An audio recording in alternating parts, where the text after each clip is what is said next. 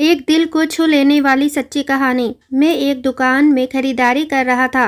तभी मैंने उस दुकान के कैशियर को एक 5-6 साल के लड़के से बात करते हुए देखा। कैशियर बोला, माफ़ करना बेटा, लेकिन इस गुड़िया को खरीदने के लिए तुम्हारे पास पर्याप्त पैसे नहीं हैं। फिर उस छोटे से लड़के ने मेरी ओर मुड़कर मुझसे पूछा, अंकल, क्या आपको भी यही लगता है कि मेरे पास पूरे पैसे नहीं हैं? मैंने उसके पैसे गिने और उससे कहा, हाँ बेटे, यह सच है कि तुम्हारे पास इस गुड़िया को खरीदने के लिए पूरे पैसे नहीं हैं। वह नन्हा सा लड़का अभी भी अपने हाथों में गुड़िया थामे हुए खड़ा था। मुझसे रहा नहीं गया। इसके बाद मैंने उसके पास जाकर उससे पूछा कि यह गुड़िया वह किसे देना चाहता है।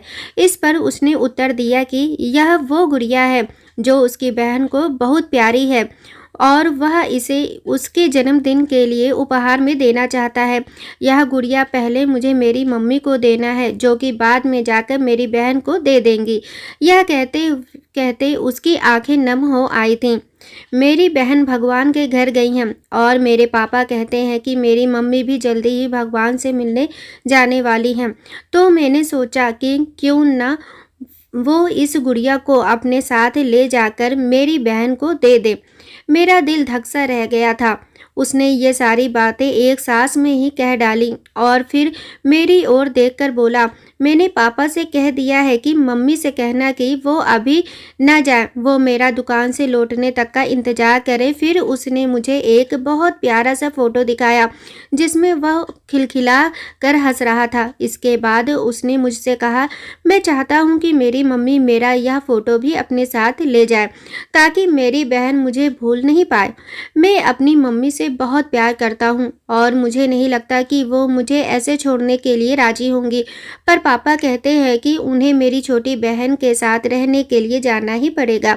इसके बाद फिर से उसने उस गुड़िया को गमगीन आंखों से खामोशी से देखा। मेरे हाथ जल्दी से अपने बटुए तक पहुँचे और मैंने उससे कहा, चलो एक बार और गिनती करके देखते हैं कि तुम्हारे पास गुड़िया के लिए पर्याप्त पैसे हैं या नहीं।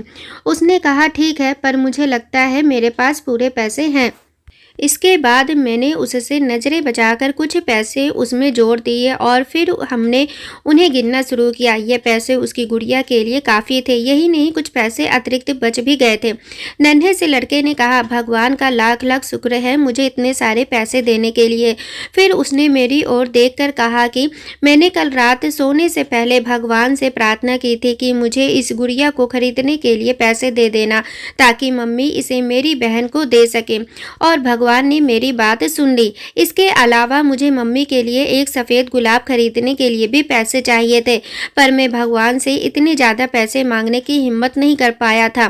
पर भगवान ने तो मुझे इतने पैसे दे दिए हैं कि अब मैं गुड़िया के साथ साथ एक सफ़ेद गुलाब भी खरीद सकता हूँ। मेरी मम्मी को सफ़ेद गुलाब बहुत पसंद है। फिर हम वहाँ से निकल गए। मैं अपने दिमाग से उस छोटे से लड़के को निकाल नहीं पा रहा था।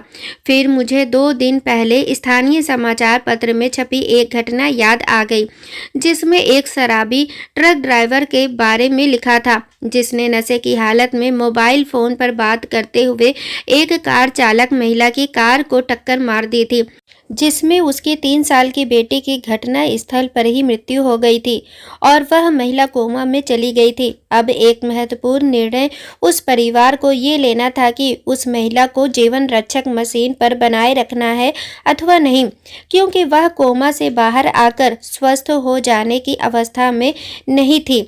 क्या वह परिवार इसी छोटे लड़के का ही था? मेरा मन रोम रोम कांप उठा। मेरी उस नन्हे लड़के के साथ हुई मुलाकात के 2 दिनों बाद मैंने अखबार में पढ़ा कि उस महिला को बचाया नहीं जा सका। मैं अपने आप को रोक नहीं सका और अखबार में दिए पते पर जा पहुंचा, जहां उस महिला को अंतिम दर्शन के लिए रखा गया था।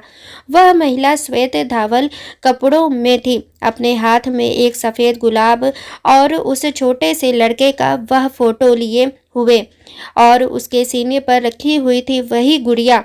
मेरी आंखें नम हो गई। मैं नम आंखें लेकर वहां से लौटा। उस नन्हे से लड़के का अपनी माँ और उसकी बहन के लिए जो प्यार था वह शब्दों में बयान करना मुश्किल है, और ऐसे में एक शराबी चालक ने अपनी घोर लापरवाही से क्षण भर में उस लड़के से उसका सब कुछ छीन लिया। इस कहानी से सिर्फ और सिर्फ मैं एक पैगाम देना चाहता हूँ, कृपया कभी भी शराब पीकर और मोबाइल पर बातें करते समय वाहन न चलाएं। दोस्तों, कहानी पसंद आई हो तो प्लीज़ चैनल को लाइक, शेयर एंड सब्सक्राइब करें।